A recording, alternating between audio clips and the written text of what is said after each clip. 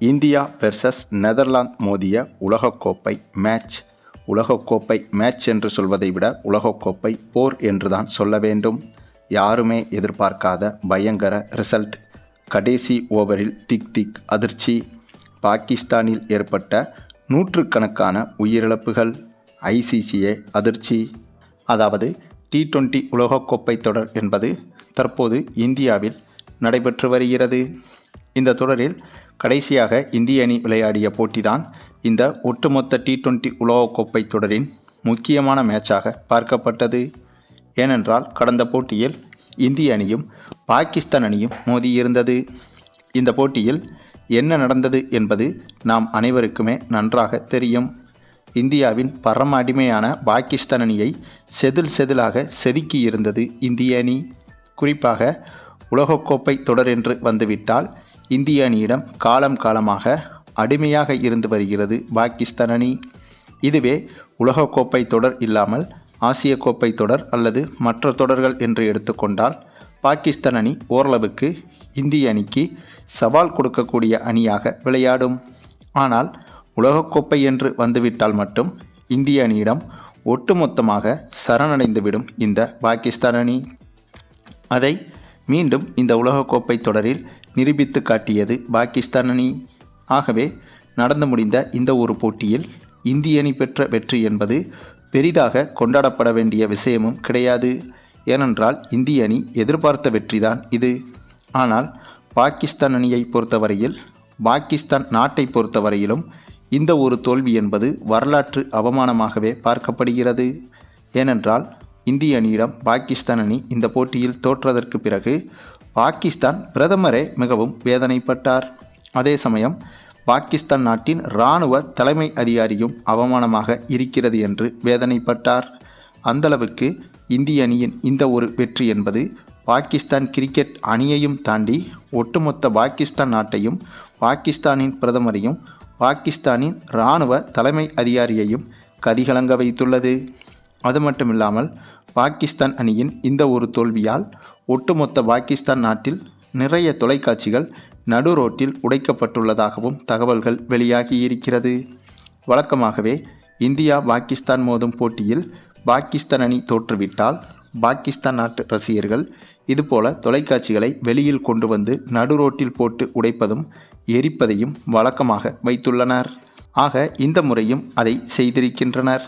ஆனால் வழக்கத்தை விட அதிகமாகவே இந்த முறை நிறைய இடங்களில் நிறைய தொலைக்காட்சிகளை நடு ரோட்டில் போட்டு உடைப்பதும் தீயிட்டு கொளுத்துவதும் என அவர்களது கோபத்தை வெளிப்படுத்தியிருக்கின்றனர். அது மட்டுமில்லாமல் பாகிஸ்தான் அணிக்கு இன்னொரு அதிர்ச்சியாக மற்ற ஒரு சம்பவம் ஒன்றும் நடந்திருக்கிறது. அது என்னன்னா, இந்தியா பாகிஸ்தான் போட்டி முடிந்ததற்கு பிறகு இந்திய அணி அடுத்ததாக நெதர்லாந்து அணியுடன் மோதியிருந்தது. இந்த போட்டியை எடுத்துக்கொண்டால் இந்த போட்டி தொடங்கி முதலில் பேட்டிங் செய்த நெதர்லாந்து அணி சூப்பராகவே பேட்டிங் செய்திருந்தது. கிட்டத்தட்ட 20 ஓவர்கள் முடிவில் 161 ரன்கள் வரை நெதர்லாந்து அணி எடுத்திருந்தது. அப்படி 161 ரன்கள் வரை நெதர்லாந்து அணி எடுத்திருந்தும் பந்து வீச்சிலும் நெதர்லாந்து அணி சிறப்பாகவே செயல்பட்டிருந்தது. ஏனென்றால் இந்த 161 ரன்களை சேசிங் செய்ய களமிறங்கிய இந்திய அணியை பொறுத்தவரையில் ஓப்பனிங் முதலே தொடர்ச்சியாக நிறைய விக்கெட்டுகளை இழந்து தவித்து வந்தது இந்திய அணி. ஒரு கட்டத்தில் எதிரே விளையாடுவது நெதர்லாந்து அணியா அல்லது இங்கிலாந்து அணியா என்ற சந்தேகமே வந்துவிட்டது. அந்தளவுக்கு கத்துக்குட்டி அணி போல விளையாடாமல் ஜாம்பவான் அணி போல விளையாடியிருந்தது நெதர்லாந்து அணி. ஆனாலும் கூட இந்தளவுக்கு நெதர்லாந்து அணியிடம் இந்திய அணி போராடியதற்கு மிக முக்கிய காரணம் ஒன்றும் இருக்கிறது. ஏனென்றால் இந்த ஒரு போட்டியில் இந்திய அணியின் முக்கியமான வீரர்கள் ஒருவர் கூட விளையாடவில்லை. அபிஷேக் சர்மாவில் தொடங்கி இசான் கிசான், சூரியகுமார் யாதவ், ஹார்திக் பாண்டியா, பும்ரா, வருண் சக்கரவர்த்தி உள்ளிட்ட நட்சத்திர வீரர்கள் யாருமே பங்கு பெறவில்லை. ஏனென்றால் இந்திய அணி ஏற்கனவே அடுத்த சுற்றுக்கு தகுதி பெற்றுவிட்டதால் இதுபோன்ற கத்துக்குட்டி அணியிடம் மோதும்போது முக்கியமான வீரர்களுக்கு ஓய்வு கொடுப்பது அவசியமாகும். அது மட்டுமில்லாமல் இது ஒரு வார்ம் அப் மேட்ச் என்பதாலேயே இந்த போட்டியில் கட்டாயம் வெற்றி பெற்றாக வேண்டிய சூழ்நிலையும் இந்திய அணிக்கு கிடையாது. ஆகவேதான் இந்திய அணி வீரர்களின் 3ஆம் நிலை 4ஆம் நிலை வீரர்களுக்கு பயிற்சி கொடுக்கும் வகையில் அவர்களை தான் இந்த போட்டியில் இந்திய அணி பயன்படுத்தியிருந்தது. அந்த ஒரு காரணத்தால் தான் நெதர்லாந்து அணி இந்தளவுக்கு சிறப்பாகவும் விளையாட முடிந்தது. பின்னர் இந்த போட்டியில் ஒரு கட்டத்தில் கிட்டத்தட்ட இந்திய அணி தோற்றுவிட்ட சூழ்நிலையே உருவாகிவிட்டது. ஏனென்றால் கடைசி ஓவரில் கடைசி 4 பந்தில் 28 ரன்கள் எடுத்தால்தான் இந்திய அணியால் வெற்றி பெற முடியும் என்ற கடினமான சூழல் உருவானது. அதாவது கடைசி 4 பந்தில் 4 சிக்சர்கள் அடித்தாலும் கூட 24 ரன்கள் மட்டுமே தான் எடுக்க முடியும். ஆக அப்படிப்பட்ட சூழல் இருந்தபோது அப்போது அந்த கடைசி 4 பந்தை எதிர்கொண்ட நம்முடைய ரிங்கு சிங்கோ அந்த கடைசி 4 பந்தில் அடுத்தடுத்து 4 சிக்சர்களை பறக்கவிட்டது மட்டுமில்லாமல் ஒரு பவுண்டரியும் அடித்திருந்தார். ஏனென்றால் இந்த போட்டியில் கடைசி 4 பந்தை வீசிய நெதர்லாந்து பவுலர் அதில் ஒரு பந்தை பதட்டத்தில் நோபாலாகவும் வீசியிருந்தார்.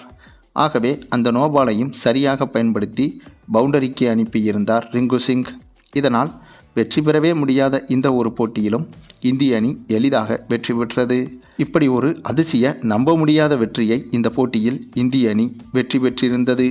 ஆனாலும் கூட இந்த போட்டியில் இந்திய அணி பெற்ற இந்த வெற்றியை காட்டிலும் இந்திய அணியை இந்தளவுக்கு திணற வைத்த நெதர்லாந்து அணியை கண்டிப்பாக பாராட்டியே ஆக வேண்டும். அது மட்டுமில்லாமல் சாதாரண நெதர்லாந்து அணியே இந்திய அணியை இந்தளவுக்கு திணற வைத்திருக்கிறது. ஆனால் பலம் வாய்ந்த பாகிஸ்தான் அணியால் இந்திய அணிக்கு கொஞ்சம் கூட சவால் கொடுக்க முடியவில்லை. ஆகவே இந்த ஒரு விஷயம்தான் இப்போது ஒட்டுமொத்த பாகிஸ்தான் நாட்டுக்கும் மிகப்பெரிய அவமானமாக மாறியிருக்கிறது. ஒரு கத்துக்குட்டி அணியான நெதர்லாந்து அணியே இந்திய அணியை திணற வைக்கும்போது பலம் வாய்ந்த பாகிஸ்தான் போன்ற அணியால் இந்திய அணியை ஏன் வீழ்த்த முடியவில்லை என்ற கொந்தளிப்பு என்பது ஒட்டுமொத்த பாகிஸ்தான் நாட்டு மக்களுக்கும் எழுந்துள்ளது. அது மட்டுமில்லாமல் இந்திய அணிக்கு எதிராக பாகிஸ்தான் அடைந்த இந்த ஒரு தோல்வியால் பாகிஸ்தான் நாட்டின் பல ரசிகர்கள் தோல்வி தாங்க முடியாமல் இறந்தே விட்டதாகவும் கூட தகவல்கள் வெளியாகி இருக்கிறது. இது குறித்த அதிகாரப்பூர்வ தகவல்கள் வெளியாகவில்லை என்றாலும் கூட சமூக வலைதளங்களில் வெளியாகும் புகைப்படங்களும் செய்திகளும் அதை உறுதி செய்து வருகிறது. ஆக மொத்தம் இதை பார்க்கும்போது பாகிஸ்தான் நாட்டை அழிக்க வேண்டுமென்றால் இந்திய நாடு போர் செய்து வெற்றி பெற வேண்டிய அவசியம் கூட கிடையாதுங்க. இதுபோல தொடர்ச்சியாக 10-15 போட்டிகளில் பாகிஸ்தான் கிரிக்கெட் அணியை இந்திய கிரிக்கெட் அணி வென்றுவிட்டாலே தானாகவே ஒட்டுமொத்த பாகிஸ்தான் நாட்டு மக்களும் தற்கொலை செய்து கொண்டு இறந்து விடுவார்கள் என்றுதான் சொல்ல வேண்டும். அந்தளவுக்கு பாகிஸ்தான் கிரிக்கெட் அணியும் சரி பாகிஸ்தான் நாட்டு மக்களும் சரி இந்தியாவை ஒப்பிடும்போது மோசமான அளவில் பலவீனமாகத்தான் இருக்கிறார்கள் என்பதற்கு இந்த சில சம்பவங்களும் உதாரணம்.